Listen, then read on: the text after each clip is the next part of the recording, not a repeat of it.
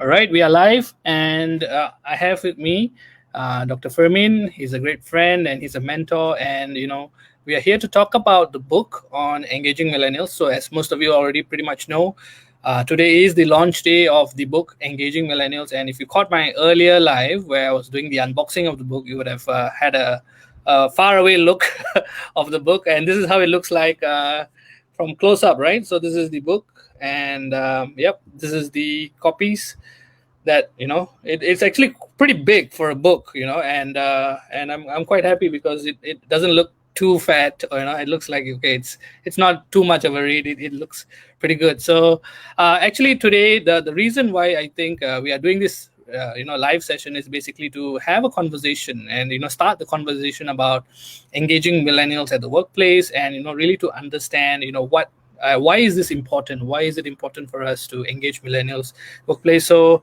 Fermin and I, we've decided to just have a conversation about this. So, Dr. Fermin, maybe you can start off by sharing, your experience working with millennials, and then we'll take it from there. Millennials now make up the largest percentage of the workforce. And of course, anybody that's coming into the workforce is almost by definition a millennial. So we better understand how we're going to manage them from a human resources point of view. How are we going to attract them? How are we going to engage them? How are we going to motivate them? How are we going to retain them? So I think your book is quite timely because right now we have different generations in the workplace. The boomers are still around. And of course, we have Gen X and Gen Y, and now we have millennials. And so everybody's still around, and HR is still struggling to try to figure out how, on the one hand, they're going to create consistent policies, but at the same time, how are they going to engage this broad number of millennials? So very timely book, and I'm glad that you took the time to put it together, and that we can help the HR community out there better understand how to deal with this employee phenomenon. Yeah. So maybe we should talk a bit about what the book is about.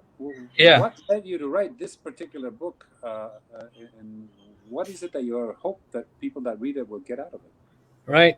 So the reason why I wrote this book is because I felt that whenever I'm having conversations with my friends, I always hear them complaining about work, right? And of course that's a very common thing. But what actually shocked me, and this is back, I think 10 years back, is the fact that they would join for a while, and even before the incubation period and all that is over, within the 3 months, they would actually say, nope, I'm not happy there. I'm going to quit. And they would leave even without having another job, which was very different experience for me, because I've always learned to, when we were growing up, that you should not be job hopping, and those things would lead to a black mark. And it was very interesting for me to see that they were pretty confident in doing this. So I kind of like wondered, like, what is it that makes you feel like you deserve better, or why do you feel like there has to be a better place, right? So those conversations gave me inroads to what it is like to work in an organization. And then I'm like thinking, okay, if that's the case, then what's the next option that you want to go to? And typically they are pretty excited to join startups. And I was like, so what's so different about startups? What are they doing that makes you excited to work in a startup? What's there are different opinions. So that got the conversation going on, and I realized that now we have all these tech startups that's coming up. Employer branding became a bigger thing, a little bit more common, right? And that's when I see, okay, so there are different ways that you can work in a company where you can still dress down, you can be in casuals, you can have very informal conversations. So I actually want to dive deeper into this, and that's what got me started on finding out what is it that appeals to millennials to really want to work in a certain organization, right? Is it just about the salary? Is it just about the compensation and benefits? Is it about the leadership and the management?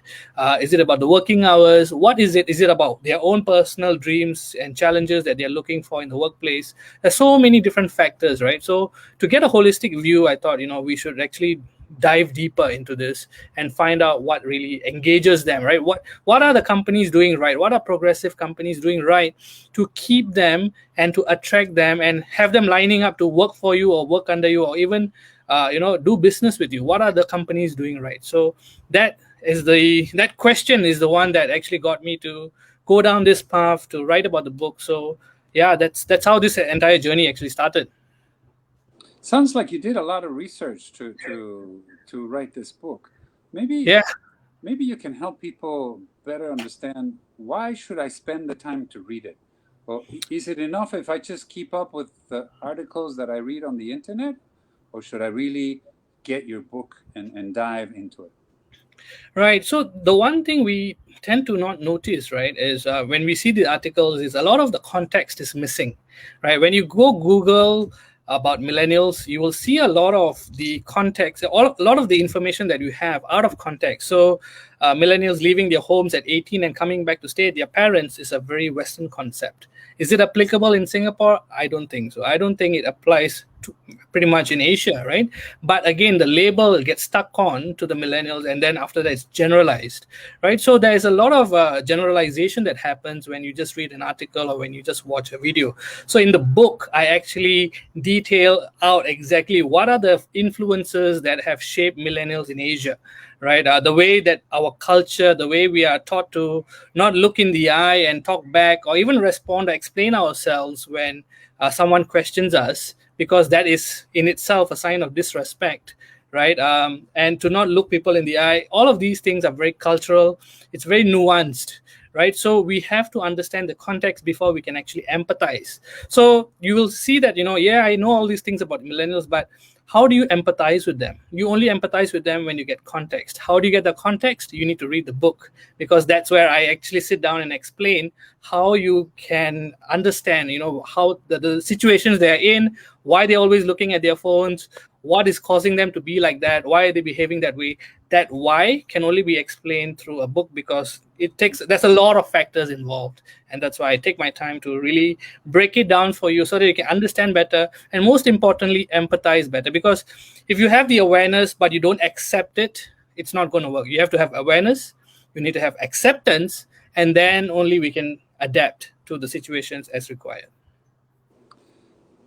This is not your first book, Vivek, and some people may have read your prior books. To some people, this may be the first time they've ever heard your name and that you've written a book. What would you say if somebody has already read your books? Are there new ideas in this one? Should I also invest the time to read this one, or is it enough that I've already read your other ones? And conversely, for the people for whom this is new, should they go back to your prior books before they read this one? Should they read this one and then go back to the other ones? How would you tell people to go about it? Right. So let me clarify what the different books are and why I've written them. So the first book is Empowering Millennials, right? And the Empowering Millennials book was actually written for millennials themselves, people who are in the workforce. Maybe they're in their first job or second job, but they are finding it like they are not making an impact. They are not happy with their work, even though they've acquired the necessary degrees and masters. They feel like I don't see myself working in this position or in this industry for the long term, but at the same time I don't know what I want to do. So they're going through a quarter life crisis, right? They are thinking about life, they're thinking about the long term and the short term and the immediate, and the effects of changing industry, going into entrepreneurship, gig economy, so many different options. What do I do? What do I do? That book is designed to help them get that direction, right? So it's written for millennials specifically, empowering millennials.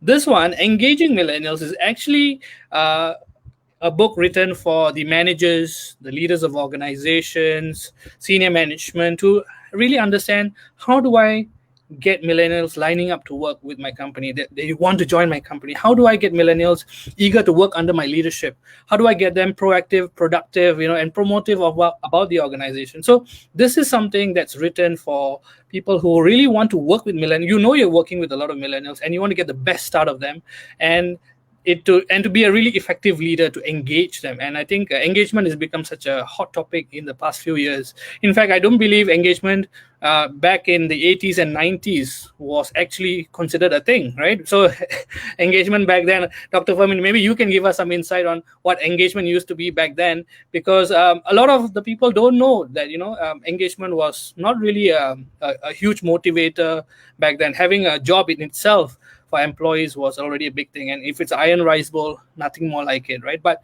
times have changed, and I think that context needs to be talked about, and that's why This book is meant for HR managers, it's for team leaders, it's for supervisors, and leaders of organizations who really want to have better leadership and build a stronger employer brand. We used to call it organizational climate back then. Okay. Has evolved since. Some of it hasn't. It's still questions and answers and surveys and focus groups. Okay. And some of it hasn't changed in as much as it's still trying to understand what makes people want to stay. Yeah. What has changed, I think, is that back in the day, the idea was that you needed a single policy. And because the mindset was that you would work for life in a single company, but the idea was that you catered through the common denominator, and that you just had to make sure that people felt that they were being promoted at more or less the right speed and provided enough training and opportunities. But security was the key. That's what job security was the key. Nowadays is much different. Like you talked about your friend, job security is probably the last thing on the millennials' minds. They don't seem to care. And the current environment that we live today, especially out here in Asia, people quit with no jobs routinely. Yeah. In my day, that would have been a no-no. When my daughter first wanted to quit with no job, of course I told her, how could you do that? It's the wrong thing to do. Now she's doing it again. This time I'm just saying, you got this. Go. You know what you're doing. Yeah. So there are some new ideas in your new book. What would be some of them? What do you think? What sort of give a teaser to people of what they will find in the pages of your book. Sure. So in the first part, I've divided the book into two parts. And the first part is actually about millennial generation. It's also about the different generations in the workplace. So are you a baby boomer? Are you a Gen Xer? Are you a millennial? Are you even a Gen Z, right? So basically the first part I detail this, and also I go into a bit of history about what was the situation like back then, what was the climate like back then, the organizational cultural climate. And then in part two I talk about what are the different changes that has happened. So we've had technological trends, we've got economical trends, we have had social trends, and all of these things, the social media, all of these things have actually shaped the minds of the young generation, right? So millennials and Gen Z, in fact, have been completely shifted. The amount of information that they have access to has really opened up their minds to what's possible, what's available out there in the market, what's right, what's wrong, all of these things. And they have also gone to like citizen journalism, and so we basically get a lot of information. So in the second part of the book, I actually detail the 7 fundamentals that's required for organizations to implement and to engage the millennials, right? So these are the 7 fundamentals that I talk about. So first is about fulfillment, right? How are you living up to a bigger cause, right? This is, I think, pretty much very famously mentioned by Simon Sinek. Start with why. What is the why of the organization? Second is futuristic, right? How are you implementing technology to track note or to track and to take note of, what are the things that you can, what are the repeatable tasks that you can get rid of through automation, right? Through technology. So how forward thinking are you? How eager are you to put in this technology into place? Then it's about friendships, right? So how are you building friendships within the organization? Last time, work is work and play is play, but now it's a mix of work and play. And the attires have changed, the way we report to work has changed. It's actually possible. I have my friends who are in coding who report to work with t-shirt, shorts and slippers, and that's their working attire. So how friendships are made, how fun is the organizational culture like? Is it very formal, is it very strict, is it a scary place, or is it a much more warm welcome, and we get things done but we also have fun at the same place, right? We also talk about what's the career growth going to be like. So what's the forward framework going to be like, right? How are you going to be progressing in this organization, giving them insight into that. We also talk about how managers should be giving them feedback, right? How are you going to be giving them feedback in a way that gives them more confidence in themselves, gives the millennials more confidence? And of course, we also talk about how you can compensate right, the young generation. So these are the seven different things, seven different fundamentals that I talk about in the book, and I believe these are the essentials that you need to get into play so that you can, attract, retain, and engage the younger generation in the workforce. So that's great, because then it gives a full, complete scope of the life cycle of employees. Yeah. What would I learn as an HR head, or what would I learn as a manager of millennials? What practical advice will I get from your book in terms of what works to attract millennials, what works to retain millennials, and what works to motivate millennials? We were Hmm. saying earlier, it could be pay or it could be other things. So maybe some practical advice. Yeah. So one of the key things that we learn from the book, or what you can read from the book, is how do you give feedback in such a way that it does not feel like a very scary thing. So last time, the common concept is no feedback is good feedback, right? And that's the mindset everyone has. If your manager wants to give you feedback, everyone gets a bit timid, they get a little frightened, or like, okay, this must not be good, is the immediate thought process that has happened. And it is usually done on a performance appraisal. It's a very quarterly thing or a once in a year thing.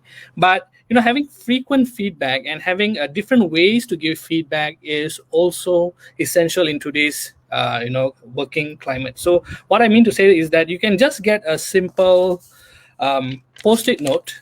Okay, I don't think if you can see this, but this is a post-it note. All you have to do is write 5 words about the person, that 3 positive and maybe 2 negative, and then exchange these post-it notes. Right. So what happens is, now you're going to read some words that I've written down, and I have no context. Like, why have you written down these words? So you've written down about 3 good things, right? So attitude. You've written down hardworking. You've written down creative. And then 2 negative words, I see punctuality, and I can see attire, right? So now I know what you want to talk about, but I don't have the context. So what I can do is, okay, I can go through with you one by one what I really meant by sharing these words, right? So what do you mean by punctuality, right? What do you mean by attire? Right, so that explanation, right, is a lot more easier. And this exercise does not take half an hour at all. It just takes about 5 to 10 minutes. That's it, right? Immediately, snap, snap, snap. What can I give you to help you become better next week? How can I help you to be more in touch with what are the requirements I have from you as a manager, right? So both sides exchange a simple post-it note, and they can get on aligned on the same page and work better, much faster, and be aligned basically to do work together. So that's something that you can get out of the book. How do you give feedback to one another in a very effective and fast manner? That's excellent. Vivek, let's say I want to buy your book. How do I go about that? Right, so the books will be out in all the major bookstores. So if you go to Times bookstores, you will be able to find the books as well. And of course, the links to the online bookstores will also be available on my website. So my website is www.vivekiyani.com.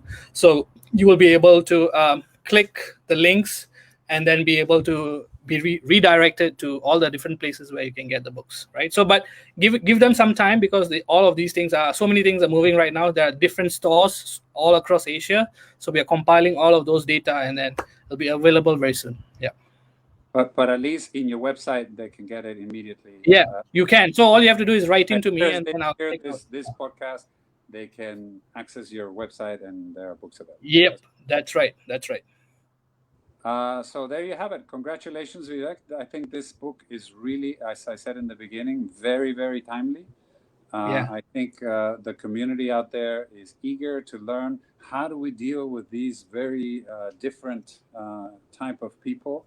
You've provided a lot of research, a lot of thought, and a lot of insight, and as well as practical advice. So everybody should just rush to link on your site or go to the bookstore and be sure to get a copy and read it soon. Yes, this is how it looks like. So if you want to look, the title is Engaging Millennials, and the subtitle is 7 Fundamentals to recruit, reward, and retain the largest generation in the workforce. So look out for it. And if you do get a copy, please make sure you take a selfie with the book and tag me, right? And tag Dr. Fermin as well. You'll see his forward inside the book. So, make sure you tag him as well, and, it'll make us a lot more happier if you can do that. That's small thing, because it spreads awareness about the book. So the more people read it, the more people can benefit in building a millennial friendly organization. And that's the whole goal, right? To get people started on this journey. Great. Congratulations. Thanks, everybody. Thank you, Dr. Fermin. Thank you so much for being here with me and having this conversation. Absolutely. My pleasure. All right. Take care, everyone. Bye. Bye.